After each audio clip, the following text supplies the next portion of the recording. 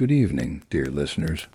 Tonight we step gently through time back to a quiet afternoon in October of 1875 in the modest parlor of the Whitmore family home at number 8 Elm Street in the market town of Ashbourne, Derbyshire. The autumn. Light filters softly through lace curtains, Irish lace, purchased 3 years ago from a traveling merchant, who carried it all the way from County Cork. The curtains hang from brass rings that have begun to show the gentle patina of age, each ring carefully polished by Mary, the housemaid, just this morning as part of her weekly routine. Beyond the glass, the garden sleeps in autumn's embrace. The rosebush, pruned back for winter, stand like patient soldiers in neat rows. They, last of the season's dahlias, bob gently in the cool breeze, their burgundy and gold heads heavy with the morning's dew that has not yet surrendered to the afternoon sun. A wooden garden gate, painted green, but now showing touches of rust at its hinges, leads to the lane where horses' hooves echo against cobblestones worn smooth by decades of daily passage. Mrs. Eleanor Whitmore sits by the window in her favorite Chero wing-back upholstered in rose damask that is faded from its original deep pink to a gentle blush. The fabric, though worn, has been carefully maintained. Eleanor herself mended a small tear in the arm just last month, using thread that nearly matched the original weave. This chair has been her companion for 15 years, positioned precisely to catch the best light for reading and needlework, angled just so to observe the comings and goings on Elm Street. She is 38 years old, Eleanor Whitmore, though she looks perhaps 40 in the way that women of her era often did aged, not by hardship, but by the accumulated weight of domestic responsibility and the fashion for covering oneself completely from throat to toe. Her dark brown hair is parted severely in the center and drawn back into a neat chignon, held in place with pins that belonged to her mother. A few silver threads catch the light when she turns her head, though she has not yet acknowledged their presence even to herself. Her dress is of deep blue wool, cut in the style that has been fashionable for the past 3 years, a fitted bodice with small, cloth-covered buttons running from throat to waist, sleeves that bell slightly at the wrist, and a skirt that pools gracefully around her feet when she sits. The dress is her second best, saved for afternoons when she expects no visitors, but wishes to maintain the standards of a respectable household. Around her throat she wears a simple gold chain her grandmother's, inherited when Eleanor was 20 and just married. From it hangs a small locket containing a curl of her daughter Margaret's hair, snipped when the girl was 5 years old and had fallen gravely ill with scarlet fever. Margaret recovered completely, but the locket remains a talisman of maternal love and the fragility of all earthly blessings. The house itself speaks of comfortable respectability, not grand, but maintained with careful pride. Built in 1832, it is one of 12 identical terrace houses that line this section of Elm Street, each with its small front garden, black-painted iron railings, and red brick facade. The Whitmores purchased it in 1852, just after their marriage, when Mr. Whitmore secured his position as a clerk at the Ashbourne Bank. Inside, the parlor measures roughly 12 feet by 14, large enough for comfort, but small enough to heat efficiently with a single coal fire. The wallpaper, chosen by Eleanor herself when they first moved in, displays a subtle pattern of ivy leaves and small pink roses against a cream background. After 23 years, it has aged to a gentle patina, the colors softened by time, and the accumulated presence of daily life. The ceiling is 10 feet high, crossed by a single beam that runs the width of the room. From this beam hangs a gas chandelier with 3 arms, each ending in a frosted glass globe. The gas has been turned off since morning. The afternoon light is still sufficient for Eleanor's activities, and Mrs. Whitmore is careful about unnecessary expenses. Family portraits line the mantelpiece above the coal-fired daguerreotypes and more. Recent photographs in frames of various sizes. Mr. Whitmore's father, stern in his Sunday best, taken just before his death 5 years ago. Eleanor's parents on their wedding day, young and solemn-faced, holding hands with the formal stiffness that photography then required. Margaret at 16, just before her debut into local society, her dark hair dressed with ribbons, her expression serious, but with a hint of suppressed mischief in her eyes. The grandfather clock in the corner has been keeping time for the Whitmore family since Eleanor's father gave it to them as a wedding gift. Made in Manchester, it chimes the quarter hours with a sound like distant church bells. Its case is of dark oak, polished weekly by Mary until it gleams like black water. The pendulum swings with hypnotic regularity.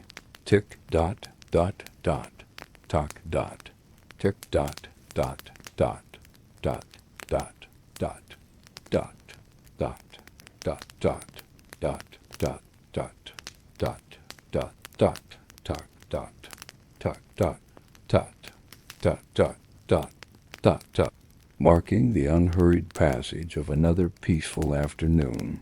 Beneath the window, a small writing desk holds the implements of Eleanor's correspondence, an inkwell of cut crystal, a sand shaker for blotting, a selection of steel-nibbed pens in various widths, and a box of cream-colored writing paper embossed with her married initials, E.M.W. This morning she has written 3 letters, as was her custom on Tuesdays.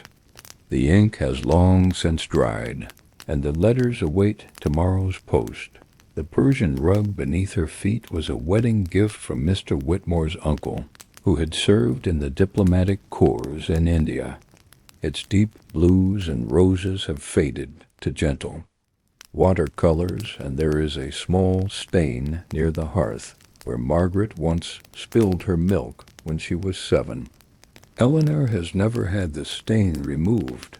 It reminds her of her daughter's childhood, now passed into memory.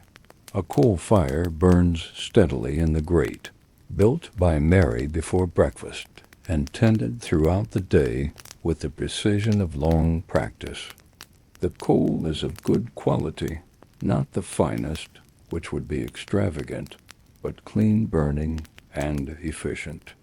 The fire tools, poker, shovel, and brush hang from a brass stand that Eleanor's mother gave her when she first established her own household. The scent of the fire mingles with other familiar fragrances. The lavender sachets tucked into the sheath, seat cushions renewed each summer with dried flowers from Eleanor's own garden. The beeswax used to polish the furniture, applied by Mary every Friday. The faint aroma of the morning's baking, which still lingers though the bread has long since cooled and been put away.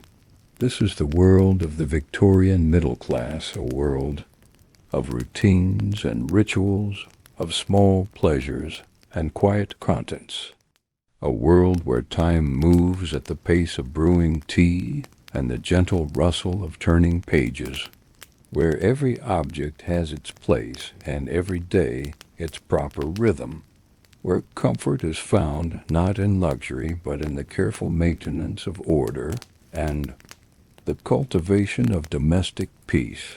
The morning's activities have drawn to their natural close with the precision of a well-rehearsed performance. Each day in the Whitmore household follows the same gentle rhythm, established over years of careful practice and refined through the accumulated wisdom of domestic experience.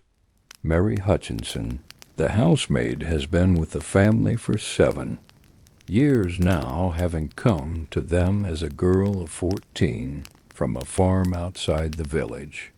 She is 21 now, a woman in her own right, though she still moves through the house with the careful deference that her position requires.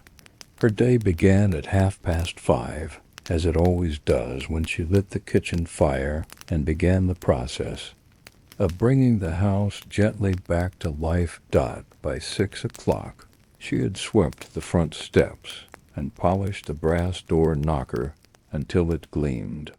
The milk had been collected from young Tom Barley, who drove his cart down Elm Street at precisely 20 minutes past 6, his horse's hooves announcing his approach long before he appeared. Mary always has the jug ready, freshly scalded, and waiting on the kitchen step. The breakfast had been prepared with the same careful attention to routine porridge for Mr. Whitmore, who believes firmly in the Scottish tradition of his grandfather.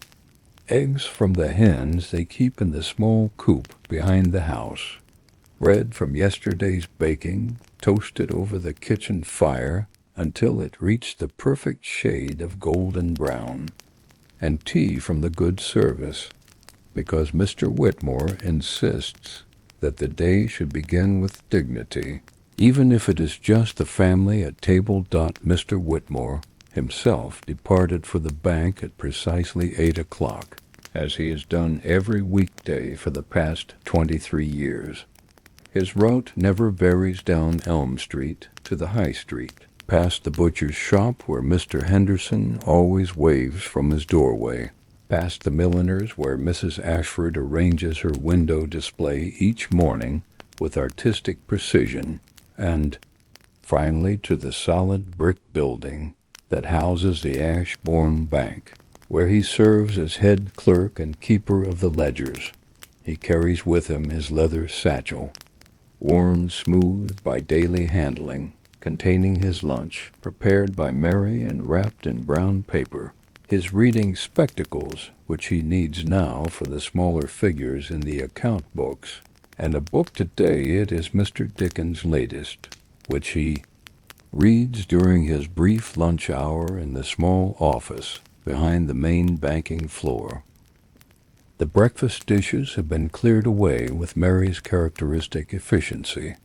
She moves through her tasks with the smooth rhythm of long practice, each action flowing naturally into the next.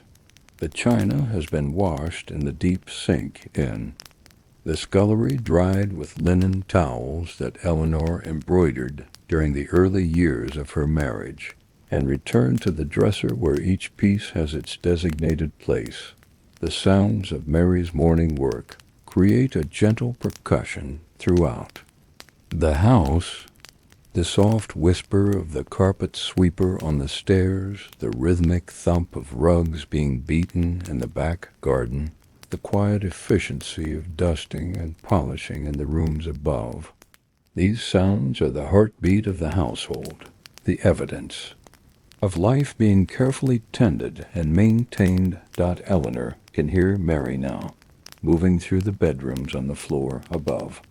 First, the master bedroom, where the bed is stripped and remade with sheets that were laundered just yesterday and dried in the October sun until they smell of fresh air and lavender. Then Margaret's old room, now kept ready for her visits, dusted and aired weekly even though it stands empty most months. Finally, the small guest room at the back of the house, where Eleanor's sister sometimes stays when she comes up from London. The floorboards creak in familiar patterns under Mary's feet each, squeak and groan as known and comforting as an old song. The house is 43 years old now, and its timbers have settled into their permanent positions. Eleanor knows every sound. The way the third stair from the top protests under the weight of anyone climbing to the upper floor. The gentle pop that the kitchen door makes when it swells in damp weather. The whistle that the wind makes when it finds the small gap in the parlor window frame. Eleanor's own morning tasks have been completed with the same methodical care. She has finished her correspondence for the day, 3 letters that now lie sealed and ready on the small writing desk by the window. The first is to her sister Catherine in Nottingham, a weekly letter that has been their custom since Catherine married and moved away 15 years ago. Today's letter contains news of the changing season, updates on the health of various neighbors, and a gentle inquiry about Catherine's youngest son, who has been struggling with his studies at the local grammar school. The second letter is addressed to the vicar's wife, Mrs. Henderson, regarding the upcoming harvest festival. Eleanor serves on the committee responsible for the decorations, and there are decisions to be made about the arrangements of autumn flowers and the display of the agricultural bounty that the local farmers will contribute. The letter discusses the merits of various color schemes and suggests a revised layout for the altar display that will accommodate Mr. Patterson's prize pumpkins. The third letter, and the most important, is to her daughter Margaret, who married last spring and now lives in the bustling city of Manchester. Margaret's husband, Charles Morrison, manages one of the textile mills that have made Manchester prosperous, and their life there represents a step up in society that fills Eleanor with both pride and a certain wistfulness. The letter contains all the small news of Ashbourne life that Margaret craves in her letters home, as well as gentle advice about managing a household larger than the one in which she was raised. Each letter has been written with careful attention to both content and appearance. Eleanor's handwriting is the product of years of practice in the girls' school she attended before her marriage, each letter formed with precision, each line ruler straight, each page a testament to the feminine accomplishments that were considered essential for a woman of her class. The ink she uses is of good quality, purchased from Mr. Whitfield's stationers on the High Street. It flows smoothly from the steel nib of her pen, creating lines that will remain clear and legible for years to come. The paper itself is cream-colored, with a watermark that catches the light when held at the proper angle, and bears her married initials embossed at the top of each sheet. The blotting paper shows the faint impressions of her morning's work ghostly, traces of thoughts transformed into words that will soon travel by railway to distant corners of England. These impressions will fade over time, but for now they serve as evidence of the morning's productivity, of duties fulfilled, and relationships carefully maintained. The morning newspaper, The Times, lies folded on the small table beside Eleanor's chair, its pages crisp and unrumpled despite Mr. Whitmore's thorough reading over breakfast. He reads systematically, beginning with the foreign news. There are tensions in the Balkans that he follows with careful attention, moving through the domestic political developments, the Liberal Party's latest initiatives, and finishing with the commercial reports that affect his work at the bank. The newspaper will receive a second reading now, as Eleanor catches up on the happenings of the wider world. She reads with a different eye than her husband, paying particular attention to social news, court proceedings that might affect people she knows, and the advertisements for goods that might be ordered by post from London shops. Today there is an article about the progress of the Metropolitan Railway in London, and another about the increasing popularity of seaside holidays among the middle classes. At precisely 3 o'clock, and Mrs. Whitmore's sense of time is so perfectly calibrated that she rarely needs to consult the grandfather clock. She reaches for the small silver bell that sits on the mantelpiece between her late father-in-law's photograph and a small china shepherdess that Margaret gave her for Christmas when she was 12. The bell itself is a thing of simple beauty, crafted by a silversmith in Sheffield some 30 years ago. Its surface bears the gentle scratches and small dents that speak of daily use, and its tone clear and sweet when struck has called Mary to the parlor for afternoon tea every day for the past 7 years. The sound echoes briefly through the house before being absorbed by the heavy curtains, the upholstered furniture, and the accumulated weight of domestic tranquility. Within moments, Selenor has counted, and it is always between 45 and 60 seconds Mary appears in the doorway. Her white apron is as crisp and spotless as it was at dawn, though she has worn it through all the morning's labors. Her brown hair remains neatly pinned beneath her white cap, and her manner is respectful but comfortable, reflecting the easy working relationship that has developed between mistress and servant over the years. "Tea, ma'am?" Mary inquires, though the question is mere courtesy. The afternoon tea is as fixed a part of the daily routine as the sunrise, and both women know that nothing short of dire emergency would alter this sacred ritual. "Yes, Mary, thank you," Eleanor replies, her voice carrying the gentle authority that befits her position as mistress of the house. "And I believe we have some of Mrs. Patterson's seed cake left from yesterday?" Mrs. Patterson is the baker's wife, renowned throughout Ashbourne for her light hand with cakes and pastries. Her seed cake, rich with caraway seeds and flavored with a touch of brandy that Mr. Patterson adds when he thinks his wife isn't looking, is Eleanor's particular favorite. Yesterday, Mary walked to the bakery and returned with a whole cake, still warm from the oven and wrapped in clean linen. "Yes, ma'am," Mary confirms. "Shall I bring it on the china service?" "Please do." This exchange, though brief, contains layers of meaning understood by both participants. The china service refers to Eleanor's mother's wedding china delicate, spode with tiny blue flowers, that was a wedding gift from Eleanor's aunt in 1852. It is used only for afternoon tea and special occasions, being far too precious for everyday meals. The everyday china sturdy ironstone in a plain white pattern serves perfectly well for breakfast and dinner, but afternoon tea demands the ceremonial beauty of good china. Mary disappears with a soft rustle of starched cotton, and Eleanor settles back into her chair to wait.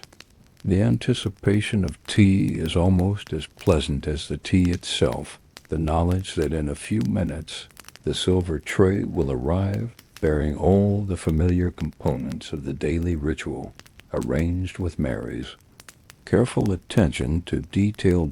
From the kitchen below, Eleanor can hear the gentle sounds of preparation. The whistle of the kettle beginning its climb toward the boiling point, the soft clink of china being lifted from the dresser where it rests between uses, Mary's light footsteps moving between the range and the scullery with practiced efficiency. The kettle itself is of good quality heavy copper, with a wooden handle that stays cool to the touch.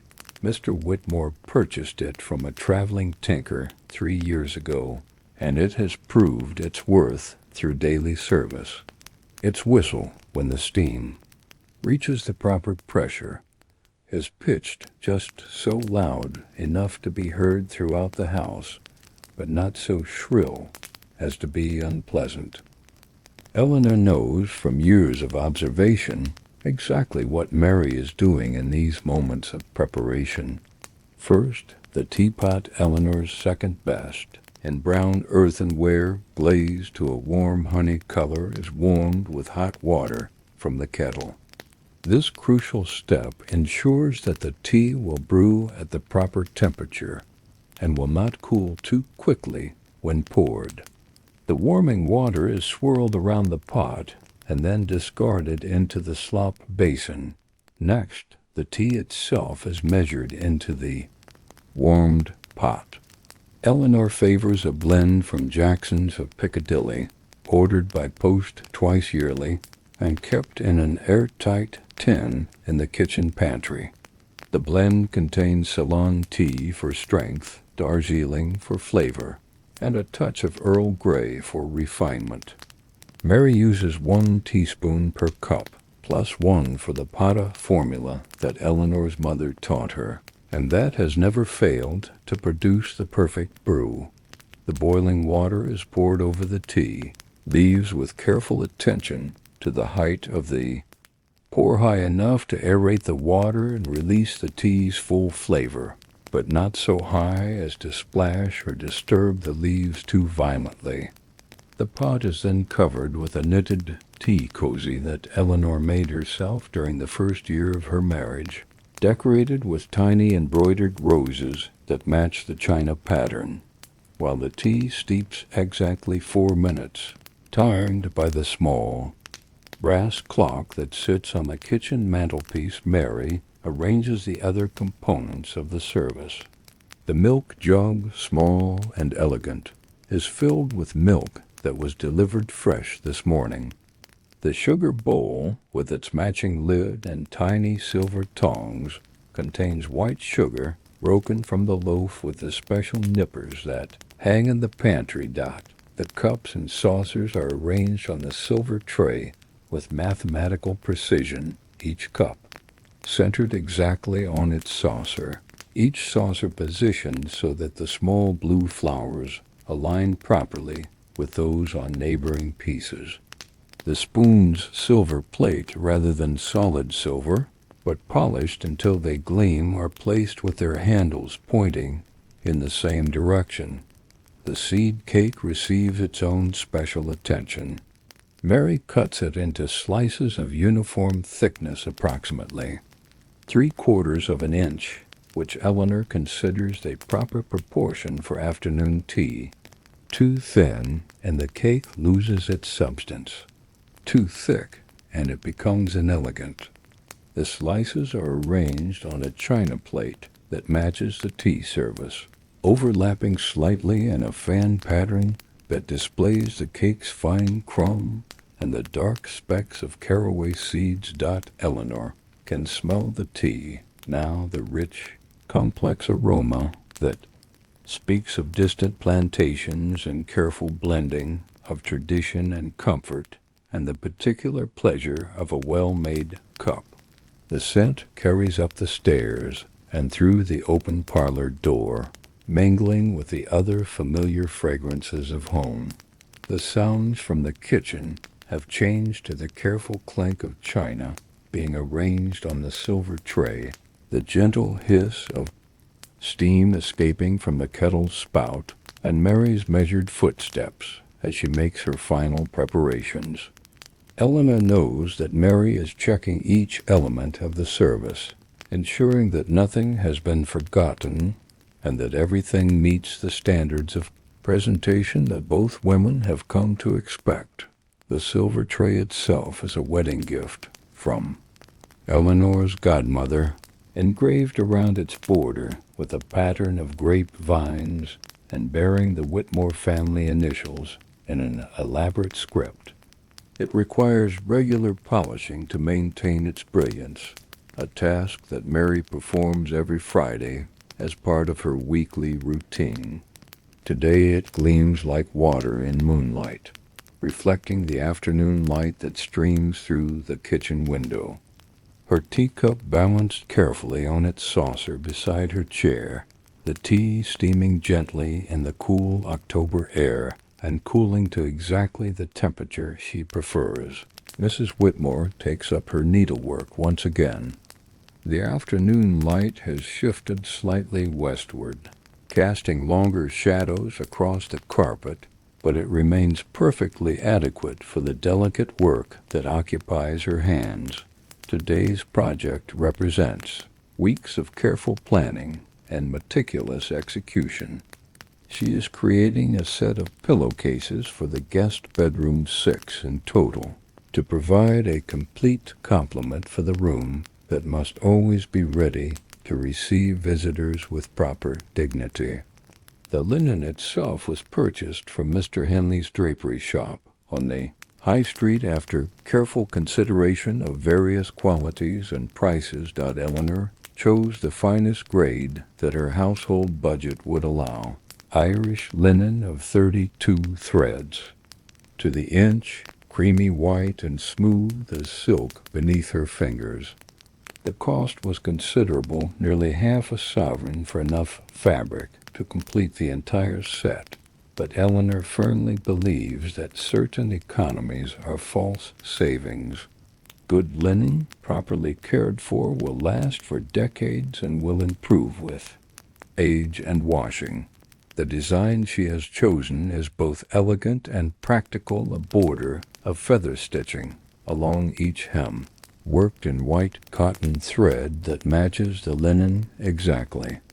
The stitching serves both decorative and functional purposes, as the feather stitch provides additional strength at the points where wear is most likely to occur.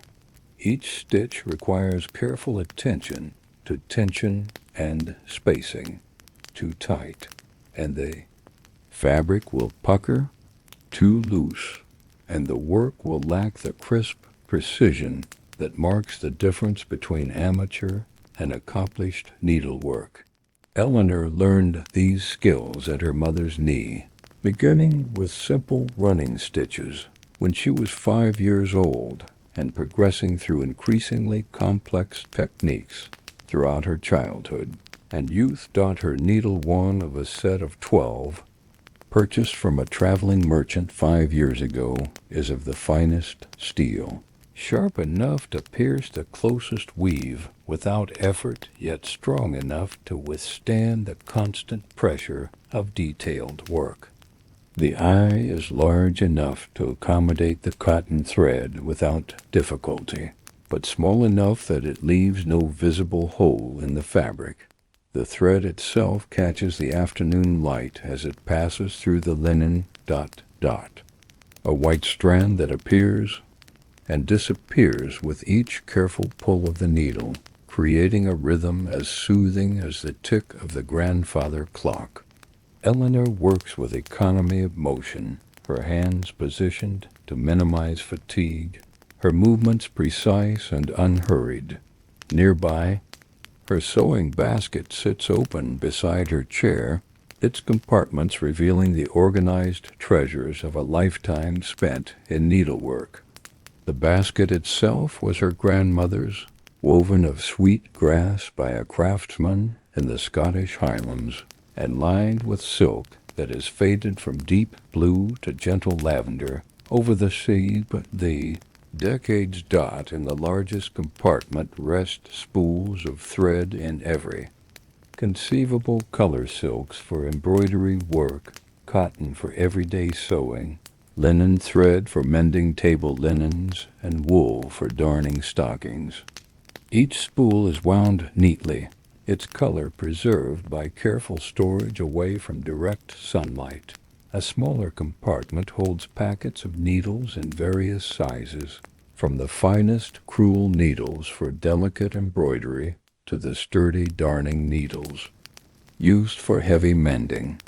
Each packet is labeled in Eleanor's careful script, noting the size and intended use of the needles within. The most precious compartment contains her thimble silver, worn smooth by decades of use and engraved with her initials from before her marriage. The thimble was her grandmother's wedding gift to her, passed down through 3 generations of women who understood the necessity and dignity of skilled handwork. A pair of scissors shaped like a stork occupies its own special place in the basket. The scissors are small but razor sharp, their blades no longer than her thumb but capable of cutting the finest thread with perfect precision.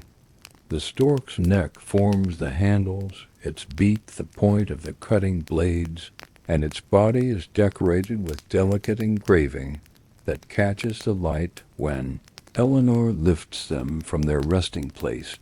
Also in the basket, a silver stiletto for working eyelets, a bone folder for pressing seams flat, several packages of pins with glass heads in various colors, a measuring tape marked in both inches and metric measurements, and a small bottle of colorless oil for maintaining the scissors. Sharpness as Eleanor works. Her mind is free to wander along familiar paths of thought and memory. The repetitive nature of the stitching, each one identical to the last, each one building upon those that came before, requires no conscious attention, leaving her thoughts free to consider the day's small events and plan for tomorrow's activities. She thinks of Margaret's last letter, received 3 days ago, and the news it contained. Her daughter is settling well into married life in Manchester, though she confesses to feeling overwhelmed by the size of her new household and the complexity of managing 3 servants instead of the single housemaid with whom Eleanor has always managed so successfully. Eleanor makes a mental note to include some practical advice in tomorrow's letter suggestions about creating daily and weekly schedules that will help Margaret organize her servants' duties more efficiently, and recommendations for suppliers in Manchester who can provide quality goods at reasonable prices. The transition from daughter to wife and household manager is never easy, but Eleanor has confidence in Margaret's abilities and intelligence. Mary enters the parlor with the afternoon's delivery arranged on a small silver salver, a piece that Eleanor's mother gave her as a wedding gift, engraved with the date of her marriage and polished weekly until it gleams like moonlight on water. "The post, ma'am," she announces, setting the tray on the table beside Eleanor's chair with the ceremony due to such an important daily ritual. "Thank you, Mary, and please remember what Mr. Jenkins said about the weather. We should gather the remaining herbs before sunset if rain is indeed coming." "Yes, ma'am. Shall I prepare the drying racks in the kitchen?" "Please do. The rosemary and thyme should be ready, and I noticed this morning that the sage has recovered nicely from last week's frost." Mary curtsies slightly and withdraws, leaving Eleanor alone with the afternoon's treasures.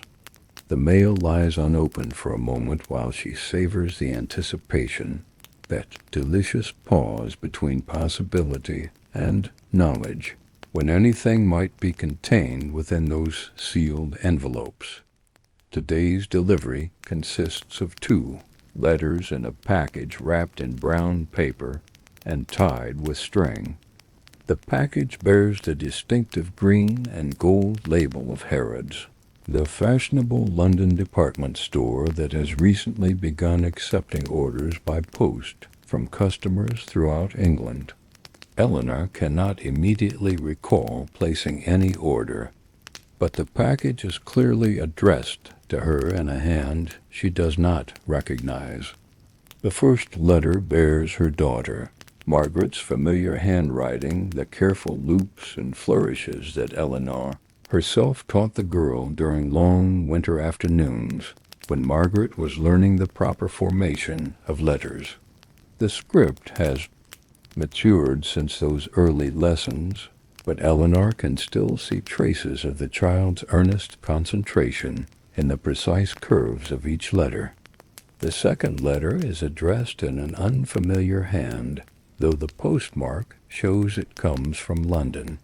The writing is feminine but elderly, the slightly tremulous quality that sometimes comes with advanced age, though still perfectly legible and formed with obvious care. The paper is of good quality, cream-colored with a subtle watermark, suggesting a correspondent of some social standing. Nge of managing such Eleanor lifts the brass letter opener from the small table beside her chair. A wedding gift from Mr. Whitmore's bachelor uncle, decorated with an intricate pattern of Celtic knots and kept sharp enough to slice through the thickest envelope without tearing the paper within. The weight of it in her hand is satisfying, substantial enough to perform its function with authority, yet delicate enough to handle the finest correspondence without damage. But before opening any of the mail, Eleanor allows herself another moment of anticipation. These letters represent connections to the wider world, threads that bind her to family and friends scattered across the length and breadth of England.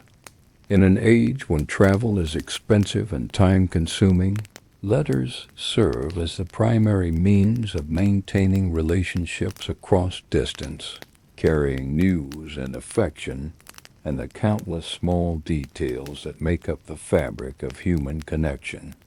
Mrs. Whitmore opens Margaret's letter first, using the brass letter opener with reverent care due to such precious communication. The envelope yields to the blade with a whisper, and the paper unfolds to reveal 4 pages covered in her daughter's neat script, a substantial letter that promises news and conversation enough to occupy the better part of an hour. My dearest mother, the letter begins, and immediately Eleanor can hear Margaret's voice as clearly as if the young woman were sitting in the opposite chair, sharing her thoughts over afternoon tea. I hope this finds you and Father in the best of health. Manchester continues to suit me well, though I confess there are moments when I long desperately for the quiet rhythms of Ashbourne and the comfort of our familiar routines. Margaret writes of her new life in the industrial city with the keen eye of someone raised in a smaller place, noting details that a native of Manchester might overlook entirely.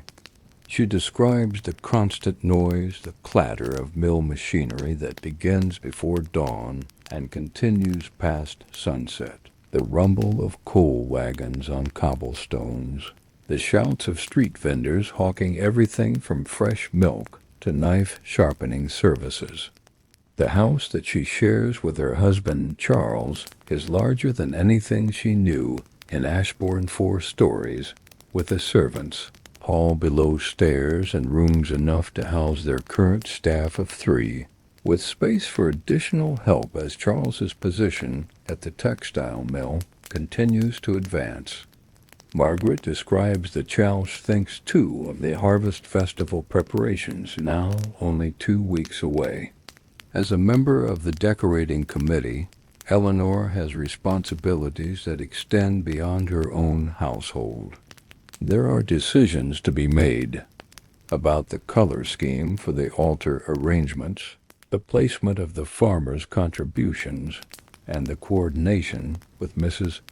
Henderson, the vicar's wife, who has very definite opinions about appropriate seasonal decorations.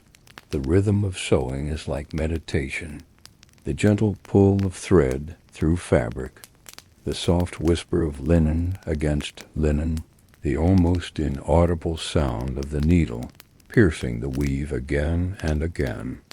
Time seems to slow and stretch, measured not by the tick of the clock, but by the gradual progress of decorative stitches along a hemline. Outside, a sparrow alights on the windowsill, its tiny claws scratching against the painted wood as it seeks purchase. The bird cocks its head curiously, peering through the glass at Eleanor's motionless figure, then pecks briefly at something invisible on the sill before flying away with a flutter of small wings. Eleanor smiles at this tiny interruption, one of hundreds that punctuate her days, each one a small reminder of the world beyond her parlor walls. She has always found pleasure in observing the birds that visit her garden, learning to recognize the regulars, and noting the changes that mark the progression of seasons. The light continues its westward journey, and Eleanor realizes that she will need to move her chair soon to maintain the proper illumination for her work. But for now, the angle is perfect. The thread gleams like captured sunlight, and each stitch adds another small element of beauty to the sound that announces Mr. Jenkins' approach is as familiar and welcome as the church bells that ring the hour, the steady clip-clop of his horse's hooves against the cobblestones of Elm Street, the musical jingle of harness leather and brass fittings, the rhythmic creak of the mail cart's wheels as they turn over the uneven stones that have been worn smooth by decades of daily traffic. Mr. Jenkins has delivered the afternoon post to this section of Ashbourne for 15 years, and his arrival at precisely 4 o'clock is as reliable as the movement of the planets. His horse, a sturdy gray mare named Duchess, knows the route, as well as her master, slowing automatically at each stop without need for guidance from the reins. Mrs. Whitmore sets aside her needlework carefully, placing the linen and needle in her sewing basket, and rising from her chair with the fluid movement of someone whose body has not yet begun to protest the passage of years. She moves to the window to watch Mr. Jenkins' progress down the street, a ritual that has become as much a part of her afternoon routine as the tea that still steams gently in its cup on the table beside her chair. First he stops at number 12, the Hartley house, where old Mrs. Hartley lives with her spinster daughter Carolyn and their elderly cook, Mrs. Bramble. The Hartleys are what the neighborhood considers comfortable, not wealthy, but well provided for by Mrs. Hartley's late husband's investment in railway shares. Mr. Jenkins always spends an extra moment at their door, as Carolyn Hartley is known to send frequent letters to distant relatives, and always has a friendly word for the postman. Next, he continues to number 10, where Mrs. Pemberton lives alone, with her cat, Wellington, a large orange tabby who can often be seen sunning himself on the front windowsill. Mrs. Pemberton is 73 years old, a widow of modest means who receives regular letters from her grandson in Canada, young man who emigrated 5 years ago to seek his fortune in the timber trade. These letters are the highlight of Mrs. Pemberton's week, and Mr. Jenkins always takes care to deliver them personally, rather than simply leaving them in the letter slot. Eleanor can see Mrs. Pemberton's curtains twitch as the mail cart approaches. The old woman has been watching for the post, just as Eleanor herself has been doing. There is something both touching and melancholy about this shared vigil, this daily hope for connection with the wider world that lies beyond the comfortable boundaries of Elm Street. When Mr. Jenkins reaches number 8, the Whitmore house, Eleanor feels the familiar flutter of anticipation that accompanies each afternoon's delivery. Will there be letters today? News from families scattered across England? Perhaps a response to one of her morning's carefully composed correspondence?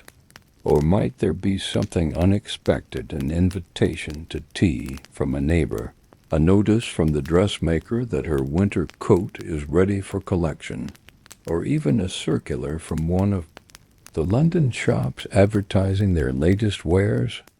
Mary answers the door before Mr. Jenkins can lift the brass knocker, having heard the approach of the cart with the same practiced attention that allows her to time the afternoon tea to perfection.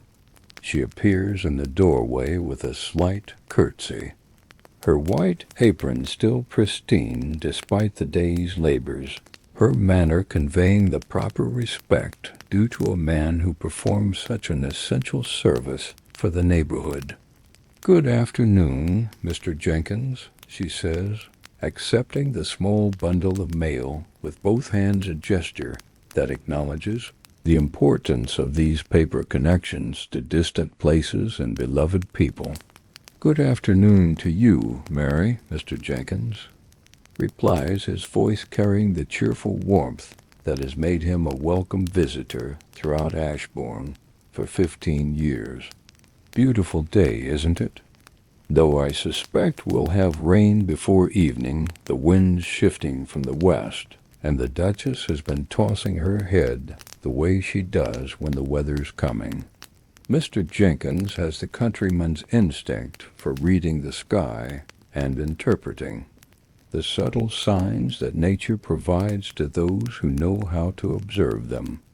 His predictions are more accurate than any barometer, earned through years of traveling the same routes in all weather, learning to read the messages written in cloud formations and wind direction. Mary nods politely, glancing toward the western sky, where indeed the clouds seem to be gathering with more purpose than they showed this morning. "I'll mention it to Mrs. Whitmore, sir. She'll want to bring in the last of the herbs from the garden if rain's expected." "Very good, Mary. Give my regards to Mrs. Whitmore, won't you? And tell her that Mrs. Jenkins is still talking about that receipt for the seed cake she shared at the church social last month. Made one myself just yesterday, and it turned out to be a treat." This exchange of neighborly pleasantries is part of the essential fabric of small-town life, the way information travels from house to house, the way relationships are maintained through these brief but meaningful connections. Mr. Jenkins serves not only as a deliverer of mail, but as informal courier of local news and community goodwill.n establishment, confessing that she sometimes feels overwhelmed by the complexity of coordinating multiple servants, schedules, and responsibilities. "Mrs. Bradley, our cook, is a treasure," Margaret writes, "and understands the preparation of meals for Charles's business associates far better than I do myself. But she has very definite opinions about the proper way to run a kitchen, and I sometimes feel that I am the student rather than the mistress of the house. I find myself wishing that I had paid closer attention when you were teaching me about household management at the time. It seemed that such knowledge would come naturally when needed, but I discovered that competent housekeeping requires constant attention and considerable skill." Eleanor smiles at this confession, remembering her own early struggles with domestic management when she first married Mr. Whitmore. The transition from daughter to wife and household manager is never simple, regardless of how thoroughly a young woman has been prepared for her new responsibilities. There is a difference between understanding principles and applying them in daily practice, especially when dealing with servants who may be older and more experienced than their young mistress. Margaret goes on to describe the social obligations that accompany Charles's rising position in Manchester society. There are dinner parties to organize, calls to make and receive, and the complex etiquette of industrial society to navigate. She writes of her nervousness before hosting her first formal dinner for 8, and her relief when the evening proved successful enough that several guests complimented the arrangements. I wore the blue silk dress that we had made for my trousseau, Margaret continues, and I believe it made a favorable impression, Mrs. Morrison Charles's superior's wife remarked, particularly on the cut of the sleeves, which she said was very fashionable. I was grateful for your insistence on quality rather than mere ornamentation when we were planning my wardrobe. The dress is worn beautifully, and I suspect it will serve me well for several seasons yet.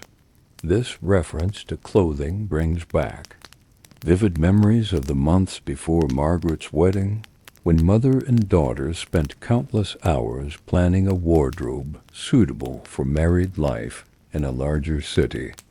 Eleanor had insisted on having most of the dresses made by Mrs. Fletcher, Ashburn's most skilled dressmaker, rather than accepting some of the less expensive alternatives that Margaret had initially favored. Quality tells in the long run. Eleanor had insisted then, and Margaret's letter confirms the wisdom of that investment. Good dresses, properly made and carefully maintained, will last for years and will always look appropriate in good society, while cheaper alternatives may quickly reveal their origins and reflect poorly on the wearer's judgment. Margaret writes, two of her hopes for the future tentative references to the possibility of children, though she is careful not to be too specific about such delicate matters.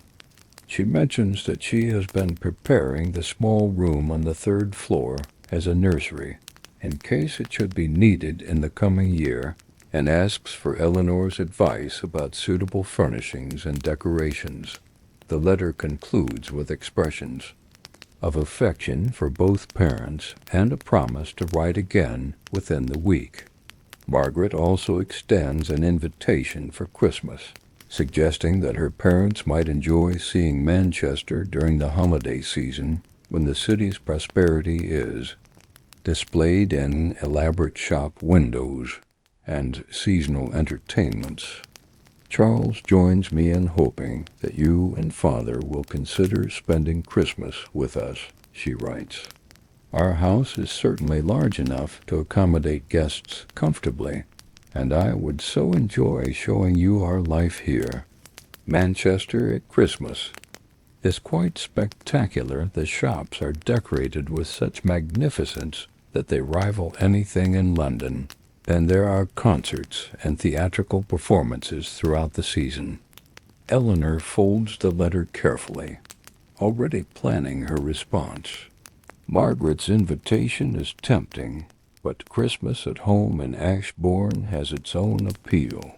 The familiar rhythms of the season, the church services that she has attended for 23 years, the quiet pleasure of celebrating in the house where Margaret herself spent her childhood Christmases.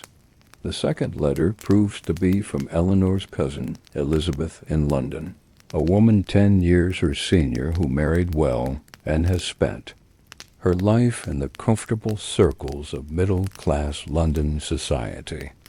Elizabeth's husband holds a position in the civil service that has provided them with a pleasant house in Bloomsbury and the means to maintain their position in respectable society.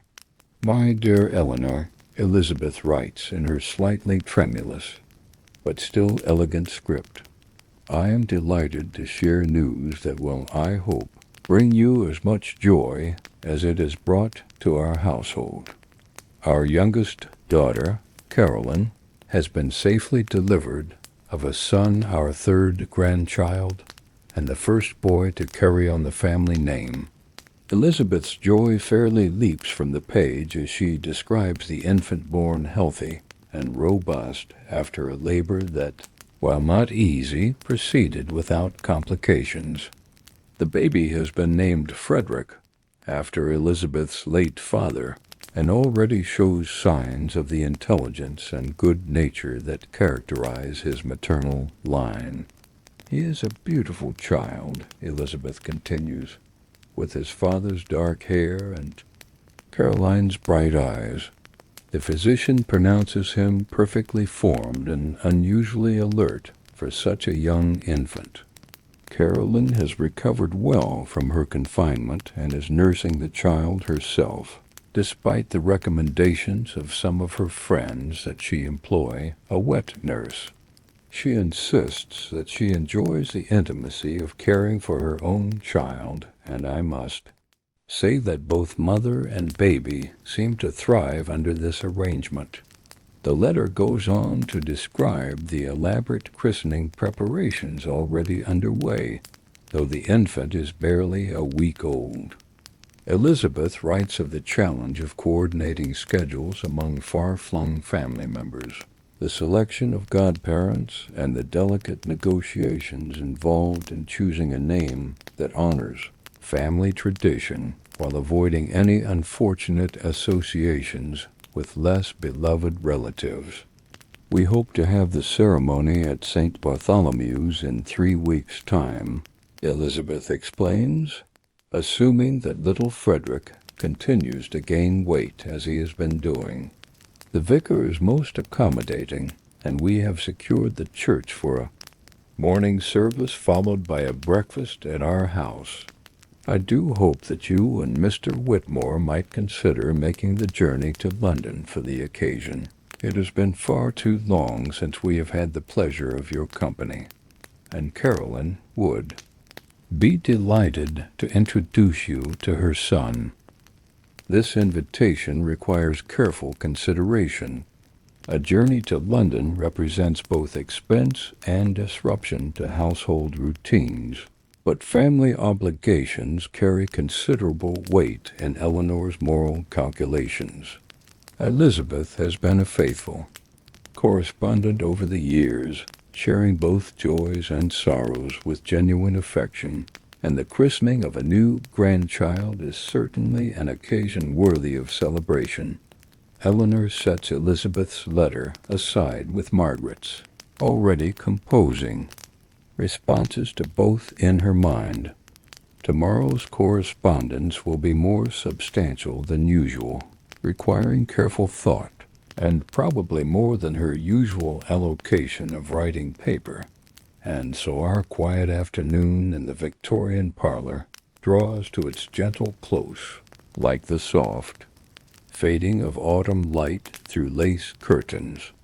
We leave Mrs. Eleanor Whitmore as we found her, serene, content, surrounded by the comfortable familiarities of her well-ordered life.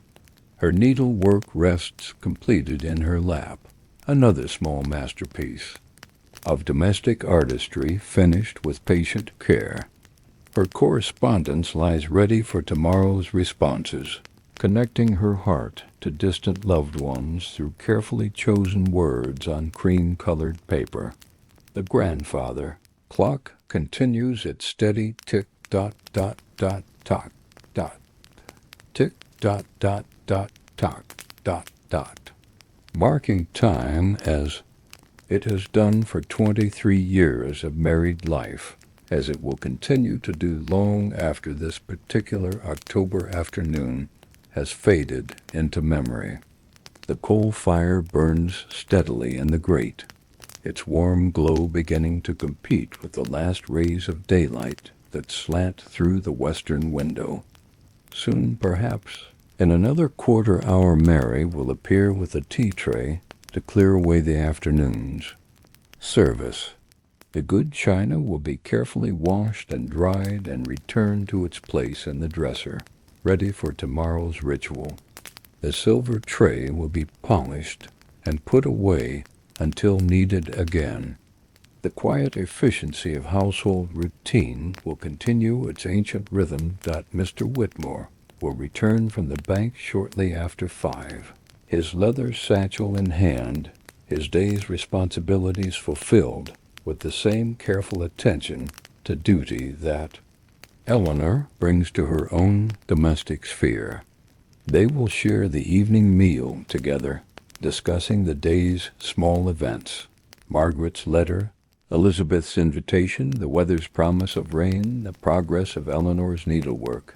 This was life for the Victorian middle class. Not the grand dramas that fill history books, but the smaller, deeper rhythms of domestic existence. The careful tending of relationships across distance and time. The daily round of modest pleasures, afternoon tea, skilled handwork, family, correspondence, the satisfaction of duties properly fulfilled. In a world that moved at the pace of horses, hooves, and handwritten letters, where news traveled by railway and gossip by neighborly conversation, where entertainment was found in the slow progress of embroidery stitches and the seasonal turning of garden flowers. There was time for contemplation, time for the full appreciation of life's smaller graces, time to notice the dance of dust motes in afternoon sunlight, the particular way shadows lengthen as day surrenders to evening, the comforting weight of familiar objects in well-known places. Perhaps there is wisdom in Mrs. Whitmore's afternoon.